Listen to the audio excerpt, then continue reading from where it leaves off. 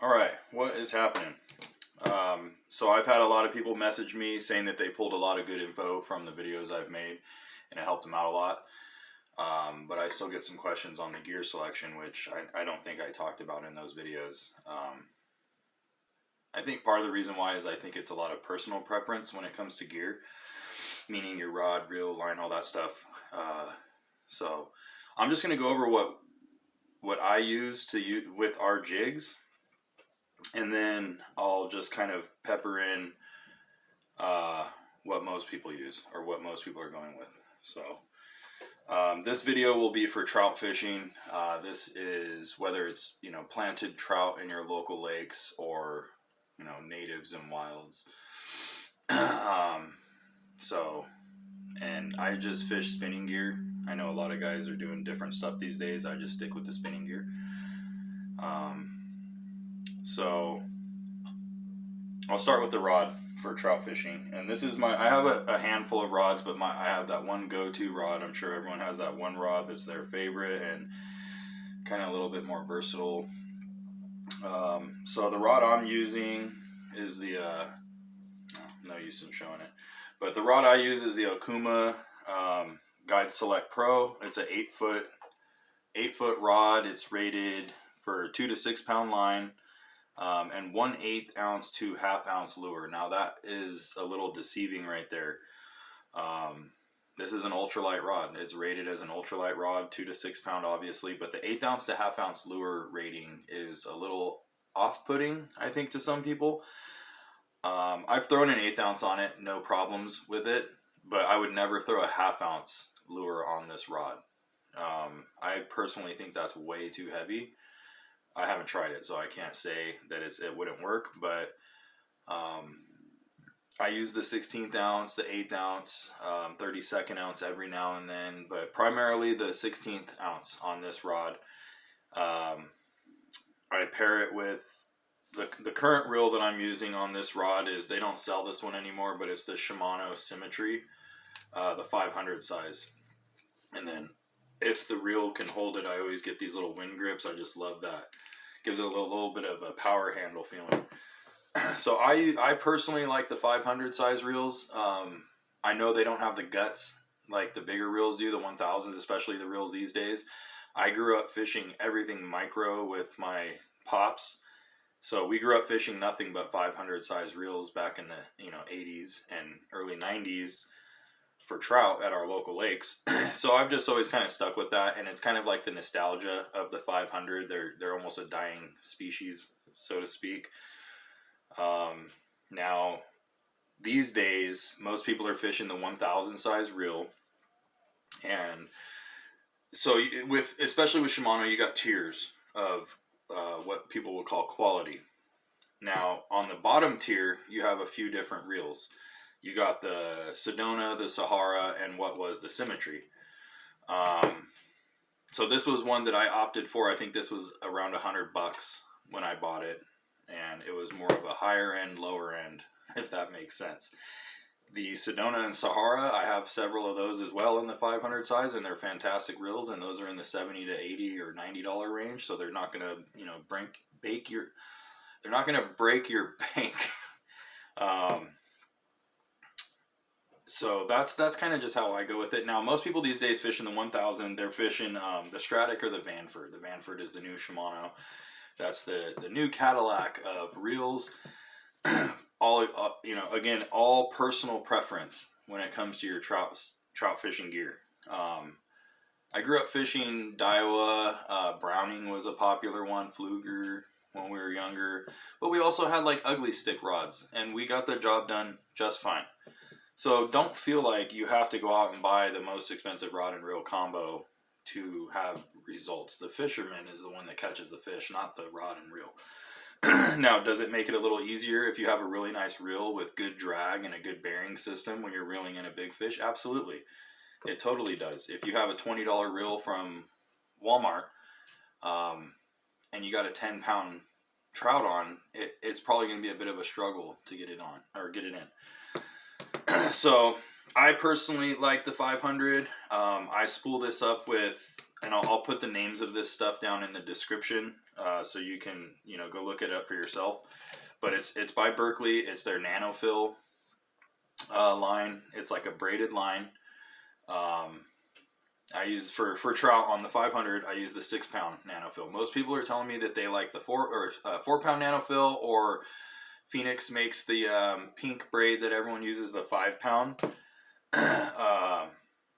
I started using the 4-pound, and I didn't like that. Let's say I got hung up on the bottom, my braid line would pop before my leader line. So I didn't like that. So I bumped up to the 6-pound. It casts just as good. It's way stronger. It's still smooth. So that's what I've stuck with for the last couple years.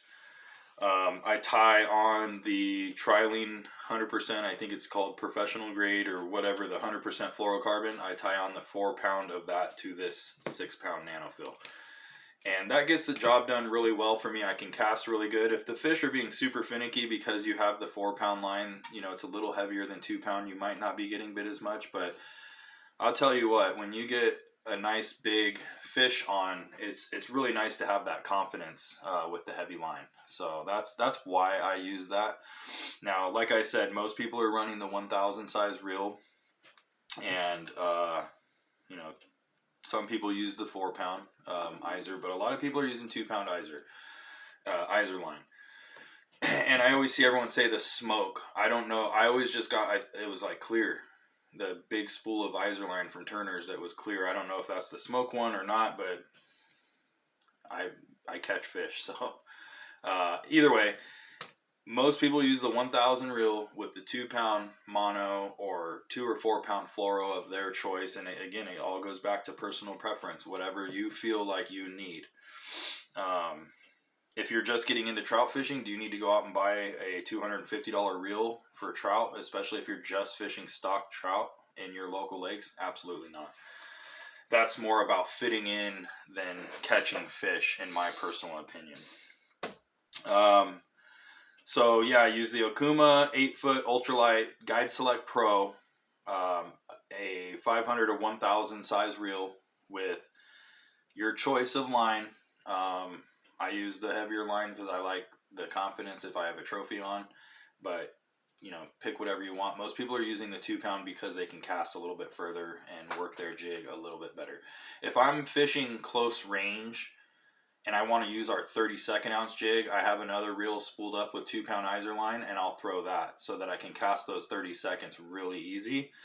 But I found more and more lately when I go back to using mono or straight fluorocarbon, I'm not stoked on the way it casts. The reason why I like to use the braid is it casts way better. It's way stronger, in my opinion. And it was kind of a thing like where when I was using Izorline, I would buy the big old spool, and depending on the session that we had at the lake or whatever, if we caught a ton of fish, I'm going to re-spool my spool before we go out next time. Just because I had the line, I would do it. And I think I kind of got tired of doing that, and the braid, as long as you're not cutting a ton of it off, it'll last for a long time. This spool right here, I think I put on, I don't know, a few months ago, but I've fished it a lot since then, and the top couple layers are kind of dirty looking, but once it goes out a few feet, it's like bright white underneath again. So that's kind of why I switched up to that.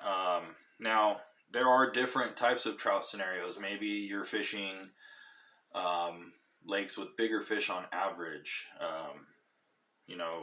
Maybe you're going after steelhead, that kind of stuff. I talk to a lot of guys up in Oregon, and when I tell them what I use for trout fishing, they're like, that won't cut the mustard up here. These fish are too strong and too heavy.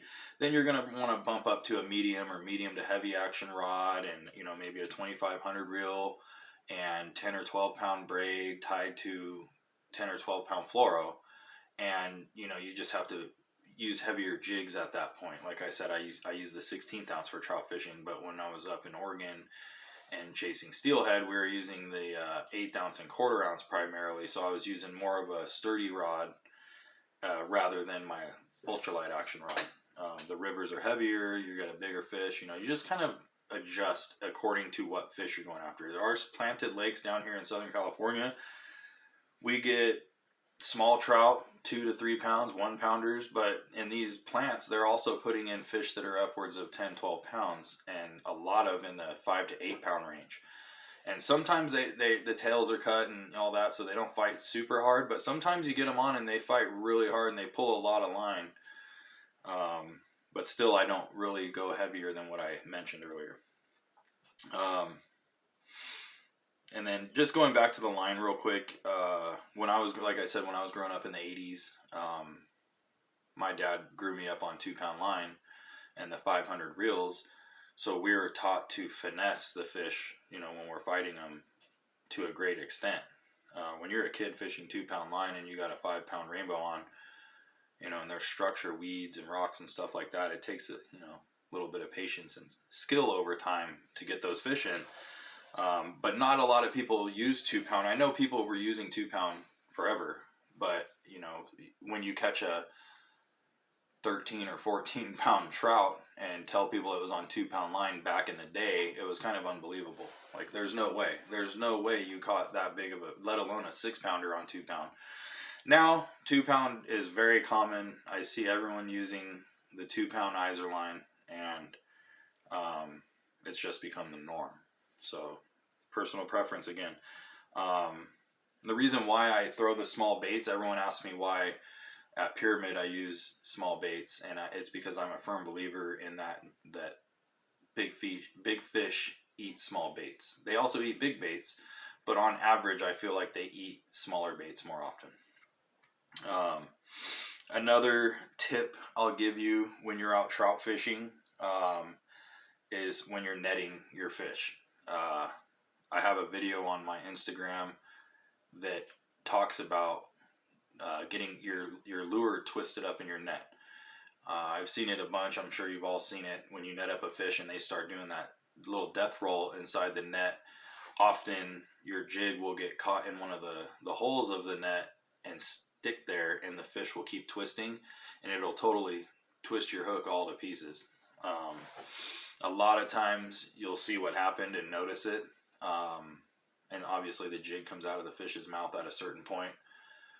But sometimes people might think that happened while they were reeling the fish in, and that'll never happen. Your fish will never get bent out and twisted and everything. I don't care what brand of hooks you're using, that just doesn't happen. I've watched guys trying to use their jig and shake the fish off of it, letting it go, and then the hook bends out, and them say, these shitty hooks. They're all light wire hooks when you're using small jigs like 16th and 32nd ounce. So that's pretty much it for this video. That's what I use for trout fishing, and that's what gives me the success that I want. Everyone has their own preference on what they like to use, brand-wise, size-wise, but that's what I use, and it's done pretty well by me. So, yeah, that's about it. Next video will be on fishing, the cutthroat fishing at Pyramid, the gear selection for there. So stay tuned.